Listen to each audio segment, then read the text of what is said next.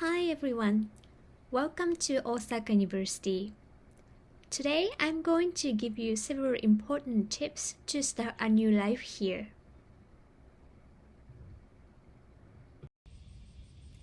First, it's about the information from CIEE and IRIS.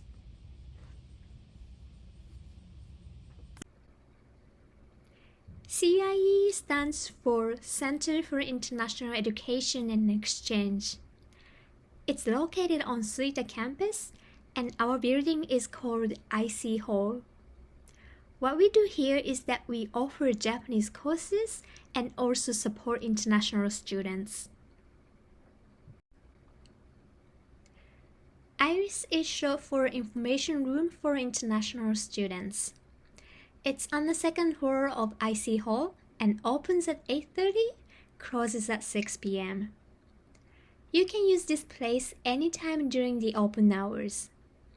There, you can get necessary information on daily life from staff members, and also you can use this place to study. Computer and internet is available, and tea and coffee are offered at reasonable price. Notice boards in IRIS provide you with important information including scholarship, part-time job, and used goods. We also host various intercultural events such as Japanese cafe. As you know, Osaka University has 3 campuses, Suita, Toyonaka, and Mino. So IRIS branches are also located on these campuses. Please note that they open at 10:30 and close at 5 p.m. Next, IRIS letter. This letter is sent from IRIS to international students and contains various information such as events and activity for international students, as well as programs and other important notices. You've already been registered and you receive this letter about twice a month. Next, it's about IRIS School Visit Program. This is a volunteer program, and what you do is you visit local schools such as elementary, junior high, and high schools. There, you introduce your country and you can get to interact with Japanese students. If you're interested in the program, please send an email or register directly at IRIS. Just so you know, you need a permit for a part-time job, and you also need to reside in Japan in order to participate. Next, it's about Zoom chat time. You can use this system for question, consultation, or simply to chat. IRIS staff is available online during weekdays between 4 to 5 p.m. If you're interested in, please send an email with necessary information to IRIS. Then you'll receive Zoom information to participate. Okay, let's move on to the next section.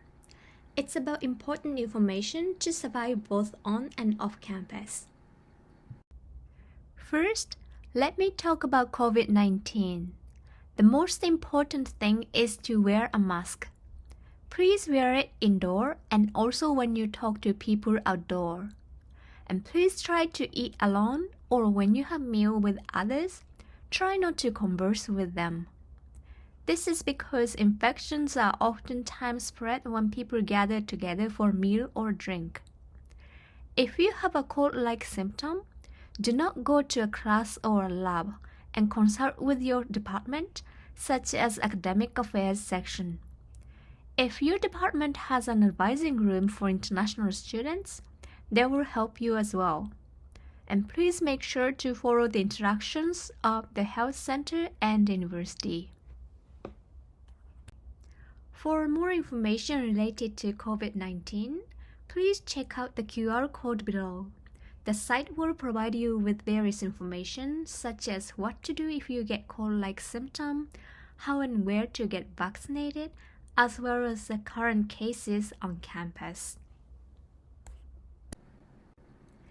In addition to IRIS, there are other places available for international students for advising. This leaflet contains necessary information such as contact information as well as the locations of these advising rooms. In case of emergency, this small card will be very useful. It contains phone numbers such as for police, fire department, and medical services. It also contains a number for Japan Iraq Support Center. This is a number to call when you get into trouble and do not speak Japanese. The number is available 24/7. Next, it's about Health and Counseling Center. They are located on all 3 campuses and free for students, researchers, and staff members of the university. Please make sure to make an appointment before you visit. Just so you know, medical checkup is mandatory for all newcomers. If you feel that you're being harassed, harassment counseling offices are also available on all 3 campuses. They will deal with a variety of harassment cases, including academic, sexual, and power harassment. English counseling is available depending on the day. Please make sure to make an appointment before the consultation. Next, it's about campus bus. In Osaka University, campus bus is available and it travels between all 3 campuses for free. Please note that it's only available during school terms and no bus is running during weekend. Here is an information for University Co-op. If you become a member, you'll get a discount on items at University Co-op, including books, stationery, and meals. You need to pay 3,000 yen to join, but you'll get reimbursed when you leave. Make sure to fill in the form in advance and bring it to the co-op. Next, it's about crime and disaster prevention. You may think Japan is a safe country, but it may not be true in some cases. This leaflet contains important information, such as the safety measure for earthquake. Please make sure to check out these tips for your own safety. Here are some important tips to avoid troubles on campus, including drinking, drugs, and antisocial crowds.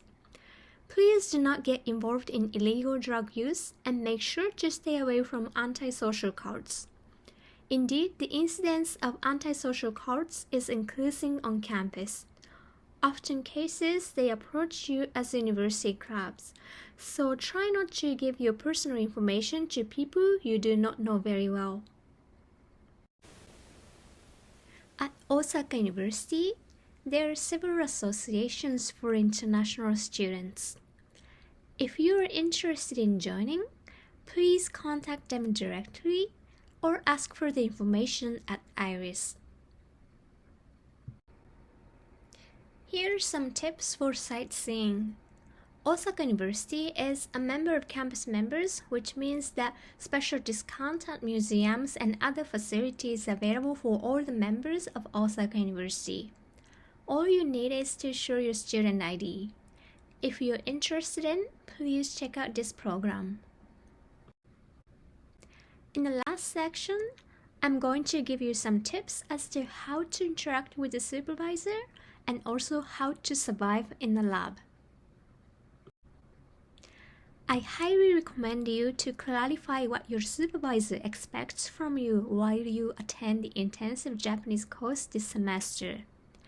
This is because although some supervisors expect you to concentrate on studying Japanese, other supervisors expect you to work in the lab every day.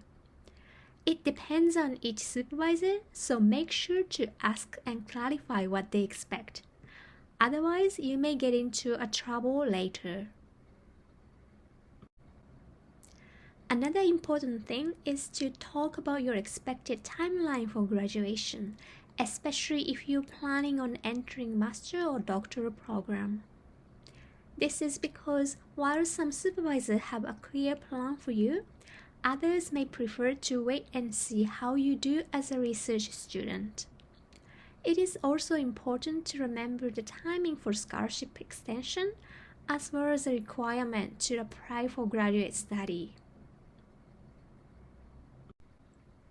At last but not least, it is very important to have a good relationship in the lab.